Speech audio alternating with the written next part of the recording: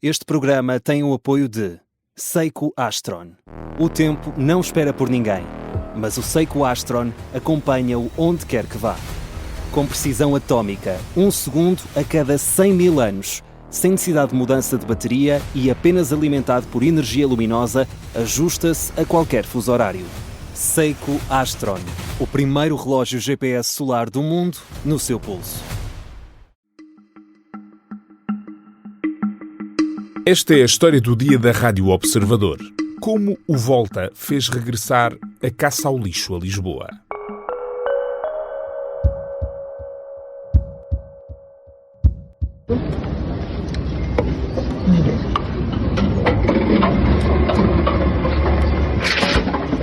Há 3 meses que todos os dias, por todo o país, se ouve este som, o das latas e garrafas a entrar no sistema Volta. Porque reciclar garrafas de plástico e latas está nas tuas mãos. Mas o que foi apresentado como um incentivo à reciclagem começou a ter uma consequência inesperada.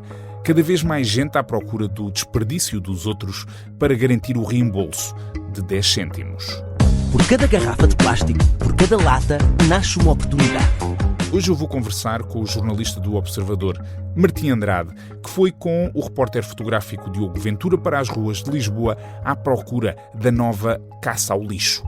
Ele vai contar-nos histórias de pessoas que reuniram centenas de garrafas num saco, vai falar-nos dos contentores revirados, dos riscos para a saúde pública que preocupam os autarcas e dos episódios violentos de territorialismo. Eu sou o Pedro Benevides e esta é a história do dia de quarta-feira, 15 de julho.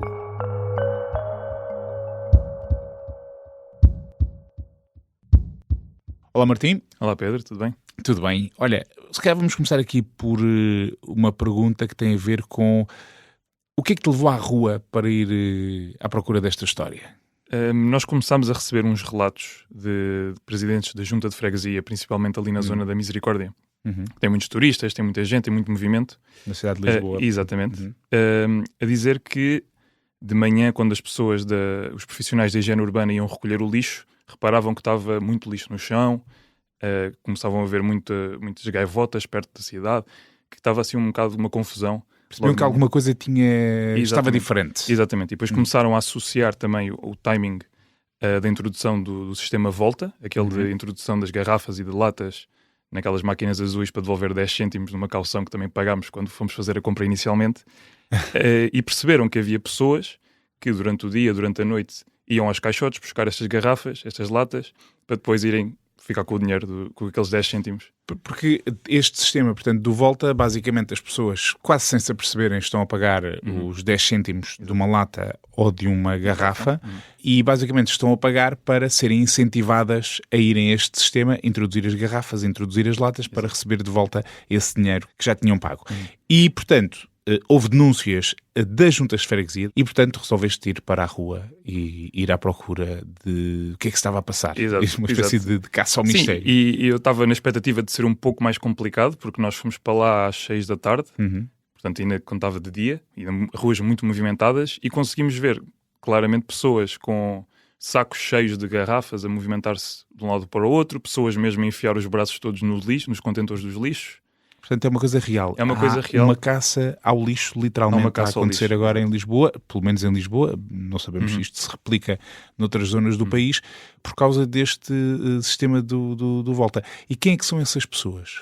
Daquilo que conseguimos perceber, é transversal a idade, transversal a estatuto social, transversal a nacionalidades, é tudo. Portanto, há desde casais reformados, desde jovens imigrantes, por exemplo, pessoas em condições mais desfavorecidas economicamente. Portanto, é uma coisa que não depende tanto da condição da pessoa, depende só de se precisam ou não mais uns trocos, e é uma coisa fácil de arranjar. Não é propriamente ilegal, mas... E sobretudo, se calhar não gostam de ver desperdício. Exato, porque há ali muito dinheiro que foi pago e que pode ser recuperado.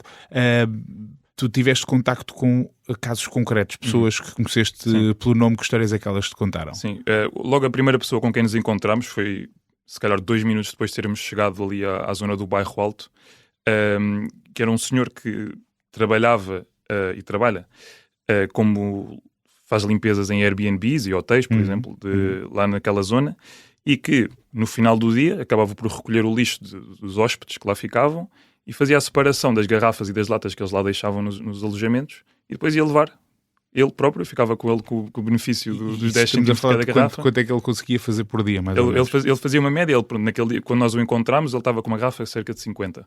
Portanto, ele não tinha feito o depósito, portanto não sabia o número ao certo. Mas ele vinha com cerca de 50 e normalmente é o que ele costuma arranjar e que dá 5 euros, sensivelmente. 50 garrafas a 10 cêntimos. Exato, 5 euros por dia. 5 euros por dia. Arranja.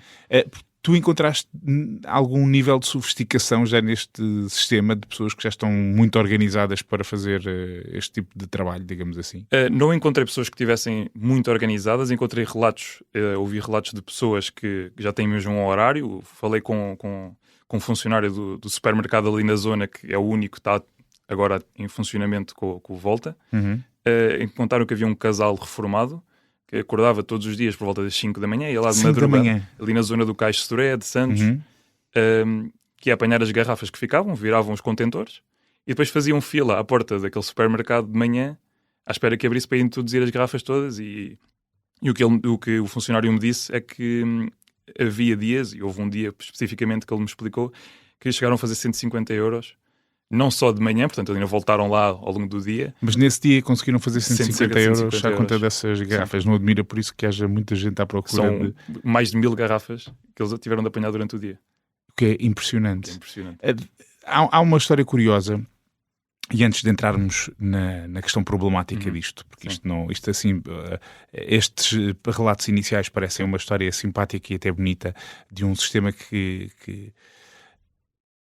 há pessoas que efetivamente também, de acordo com, creio que foi o funcionário do supermercado com quem falaste, há pessoas que efetivamente conseguiram mudar ligeiramente a vida à conta disto. Sim, e ele não fala de exemplos concretos, mas diz-me que enquanto funcionário nota, especialmente naquela zona tão movimentada, que havia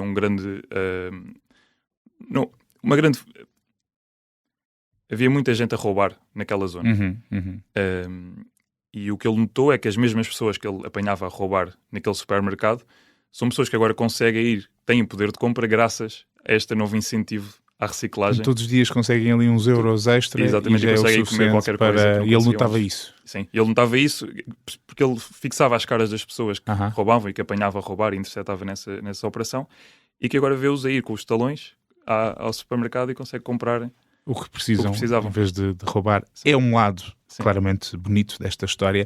Acontece que há aqui também uma pequena ironia, que este sistema que foi criado para reforçar as preocupações ambientais de cada um de nós, de incentivar a reciclagem para que as garrafas voltem a ser garrafas e as latas voltem a ser latas.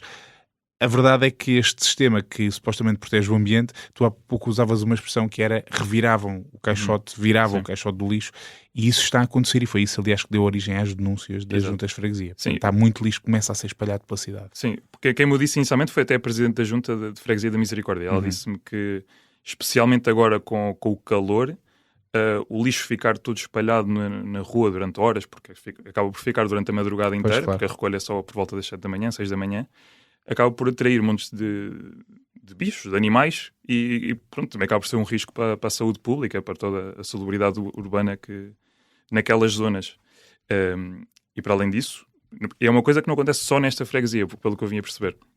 Mesmo na conversa que tive com a Presidente da Junta, ela disse-me que eles, em Assembleia Municipal, também discutem que é uma coisa transversal à cidade inteira. Portanto, acontece também em Arroios, acontece em Santo António, acontece em Santa Maria Maior, acontece em todo lado. Isto significa o quê? Que quando se avançou para este sistema, porque já agora este sistema não é uma invenção portuguesa, certo. Existe em vários países, pelo menos na Europa, eu conheço alguns países onde isto funciona. A Alemanha é talvez o exemplo mais significativo, onde isto está introduzido na rotina do dia-a-dia. Mas pronto, a Alemanha não é Portugal, e este sistema tem aqui uma coisa nova, ou recuperou uma ideia que antigamente também havia aqui em Portugal, também funcionava, mas a ideia que dá é que talvez a cidade ou o país não se tivesse preparado para esta coisa de repente o lixo passar a valer dinheiro, e depois acontecem estas situações. Sim, e houve uma outra questão que também me mencionaram, foi que começaram a registrar alguns episódios de violência associados também a este fenómeno, de pessoas a começar a definir territórios de, ok, tu podes vasculhar estes caixotes desta zona, eu fico com estes, se houver uma mistura pode dar episódios de violência. Portanto, já há registros disso, aquilo que tu na reportagem chamas de territorialismo, não é? Exatamente, sim. Foi uma descrição que me deram na altura também no terreno, depois a Presidente da Junta também me confirmou que tem relatos de moradores e de comerciantes também, de facto, a notar este fenómeno. Ou seja, basicamente, precisamente por causa do dinheiro que está envolvido, que para algumas pessoas pode não parecer muito, para outras pode parecer quantidades significativas, já há, digamos, grupos organizados que começam a tentar tomar conta de determinadas áreas para explorar economicamente. É uma espécie de economia informal que se instalou aqui. Sim, não sei quão organizado exatamente eles estão, sei que há estes territorialismos, mas também acho que é importante também salientar o facto das histórias que eu consegui colher nesta reportagem. São maioritariamente pessoas que fazem isto de uma forma um bocado mais recreativa, não é? Por exemplo, no caso do senhor que é funcionário de limpeza nos Airbnbs, é sempre no final do dia, depois de trabalhar, que vai acumulando. Outras pessoas que eu vi que também vão apanhando do lixo esporadicamente, vão acumulando 3 a 4 dias e depois é que vão à máquina. Portanto, nunca acaba por ser uma cena muito ativa. Agora, há estes grupos, de facto. Sim, para não se pensar que de repente estamos aqui no meio da máfia da garrafa de plástico, não é? Porque não é o caso. Agora, há aí duas questões importantes. Uma é que esse senhor do Airbnb que basicamente faz isto, porque há efetivamente muito desperdício, as pessoas estão a gastar esse dinheiro e nem sequer se estão a perceber. Especialmente se forem turistas que não têm a par do sistema que está em curso, não é? E, portanto, podem deixam deixar só as garrafas, não saber que estão a pagar. Imagino que muitos portugueses também. Agora, a segunda questão tinha a ver com isso, que era, já temos números, conhecemos números de como é que este sistema está a funcionar, se é bem sucedido, se não é.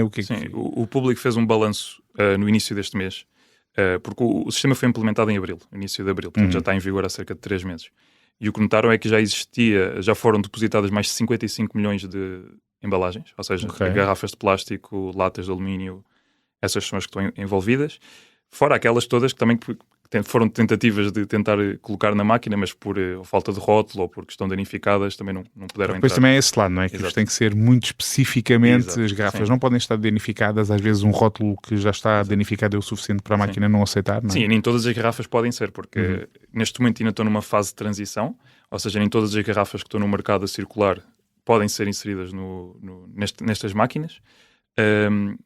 Eles estimam que dia 9 de agosto, se não estou em erro, dia 9 de agosto acaba esta fase de transição e a partir de agora todas as garrafas que vão entrar em circulação vão ter o selo do Volta para poderem ser depositadas. É preciso estar atento a isso? É preciso estar atento a isso. Ter o selo, ter o código de barras. Exatamente. E depois o processo é relativamente simples. Exatamente. E a tampa, também é preciso ter a tampa quando vai depositar. E tendo isso tudo, a máquina, aquilo é um processo relativamente automático. Exato, sim. É inserir a garrafa dentro daquele orifício que tem. Ou a lata. Exatamente, ou a lata. Aquilo contabiliza. E depois é só carregar, escolher a opção se queremos um vale para gastar no supermercado. Podemos ter o vale e trocar por dinheiro naquele mesmo supermercado. Podemos pedir um vale para trocar num outro supermercado qualquer. Portanto, não precisamos de gastar o dinheiro no supermercado em que fazemos a devolução. E também podemos devolver o valor para uma instituição de solidariedade social. Não sei quais é que estão disponíveis. Há o exemplo da Liga Nacional dos Bombeiros, também que é um exemplo que eles têm nas máquinas. É uma das instituições para as quais se pode doar dinheiro. E se estamos a falar de 55 milhões de garrafas, estamos a falar de 550 milhões de euros de taxa que se paga para depois se recuperar. Não é pouca coisa. Sim. Martim, obrigado. Obrigado, Pedro.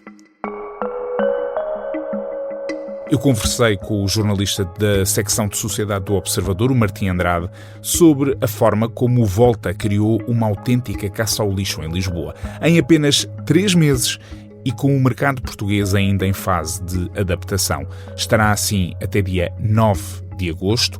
Depois disso, o sistema conta ter cerca de 3.000 postos em todo o país, capazes de recolher qualquer lata de alumínio ou embalagem de plástico até 3 litros. Esta foi a história do dia. A sonoplastia é do João Werner, a música do genérico do João Ribeiro. Eu sou o Pedro Benevides. Até amanhã.